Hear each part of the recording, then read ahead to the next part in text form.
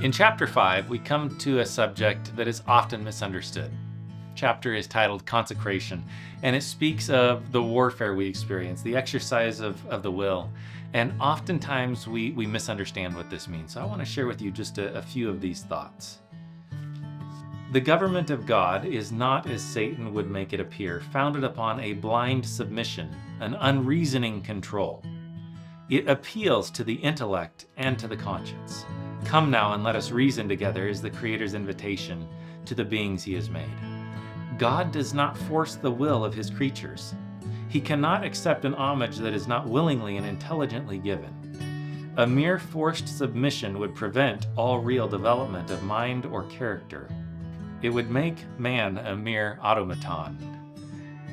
Such is not the purpose of the Creator. He desires that you and me, the crowning work of his creation, would live with free will. We would choose to enter into relationship with him. And so he gives us the power of choice.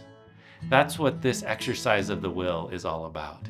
It's not God demanding that you submit and you choosing to say, I will be your slave. I will be your servant. No, instead it's a God who comes to us, appealing to our intellect, appealing to our mind, inviting us to freely choose to enter into relationship with him. And once in that relationship, to continue in that free exercise of the will, that free participation in an intellectual, in an open mind relationship with our God. She goes on and says, there are those who profess to serve God while they rely on their own efforts to obey his law, to form a right character, and to secure salvation. This is what many think exercising the will is. We enter into a relationship with God and then we exercise our will to make sure we obey him.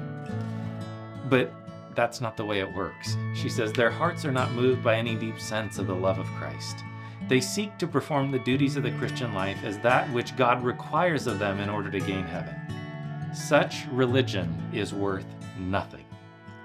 When Christ dwells in the heart, the soul will be so filled with his love, with the joy of communion with him, that it will cleave to him, and in the contemplation of him, self will be forgotten. Love to Christ will be the spring of action.